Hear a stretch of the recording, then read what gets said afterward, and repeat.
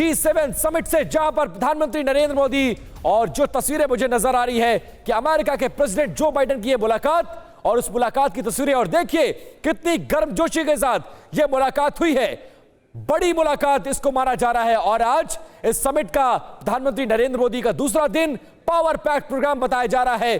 40 मुलाकातें माना जा रहा है और इसमें 24 राष्ट्राध्यक्षों से उनकी मुलाकात होगी। 40 कार्यक्रमों में उन्हें शिरकत करना है और सुबह से लगातार साउथ कोरिया, वियतनाम, जापान, इनके राष्ट्राध्यक्षों से मुलाकात हो चुकी है। और अब अमेरिका के प्रेसिडेंट जो बाइडेन से मुलाकात, वो खुद प्रधानमंत्री के पास चलकर आए, उनकी कुर्सी के पास उनसे मिलने के लिए आए और पीएम ने खड़े होकर उनको गले लगाया। दोनों के बीच बातचीत हुई और माना यह जा रहा है कि आज G7 समिट से कुछ बड़ा निकल सकता है। पूरी दुनिया की निगाहें अर्थव्यवस्था को लेकर, रक्षा के क्षेत्र से लेकर आतंकवाद को लेकर तमाम मसलों पर बातचीत होनी है। अलग अलग देशों से मुलाकात कर रहे हैं और देखिए अमेरिका के प्रेसिडेंट जो बाइडेन अपनी कुर्सी छोड़कर भारत के प्रधानमंत्री नरेंद्र मोदी से मिलने खुद चलकर आए।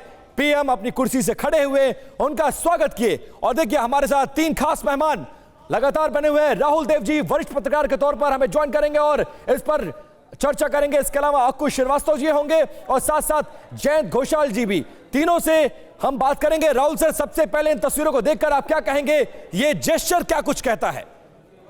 ये बताता है कि प्रधानमंत्री मोदी विश्व के बड़े प्रमुख नेताओं में शामिल हो गए हैं और ये उनके लिए बहुत सहज है कि जो दुनिया का सबसे शक्तिशाली व्यक्ति माना जाता है, अमेरिका का राष्ट्रपति, वो उनके पास आता है और वो गले मिलते हैं। तो जिस तरह के निजी और मैं कहूँगा कि बहुत अच्छे बराबरी के संबंध और निजी दोस्ती के संबंध उन्होंने बनाए हैं वैश्विक नेताओं से, विश्व की महाशक्तियों से, वो उसका एक बहुत सहज चित्रण हमें यहाँ दिख रहा है जी। तो ये सभी के लिए बहुत देख के गर्व करने की बात है। मैं समझता हूँ हर भारतीय को ये बहुत गौरवान्वित से भर देने वाला पल है।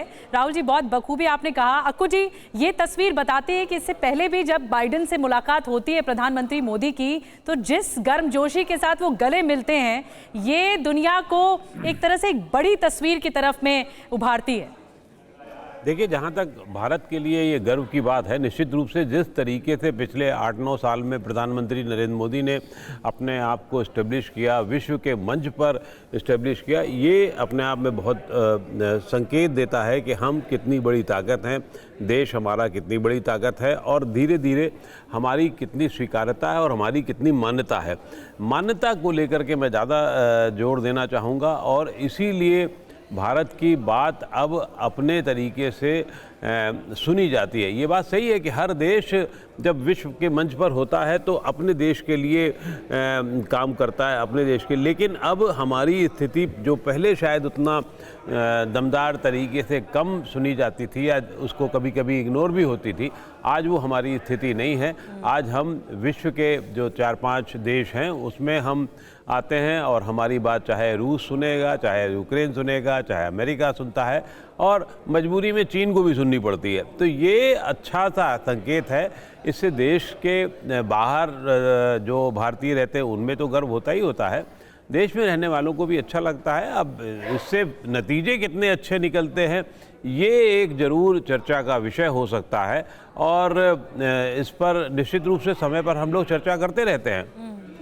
जयंत जी, लेकिन जो बात अभी हो रही थी कि जो बाइडेन खुद आते हैं चलकर और गले मिलते हैं, ऐसे तनाव भरे माहौल में भारत के बढ़ते कद का क्या ये संकेत नहीं है? क्योंकि देखिए वॉर ने बहुत कुछ एक्सपोज किया है। ये जो रूस और यूक्रेन का वॉर है उसने बहुत सारे देशों की ताकत बताई है, कमजोरियां बताई हैं। इस दौरान भारत का क्या बढ़ते कद का ये इंडिकेटर नहीं है?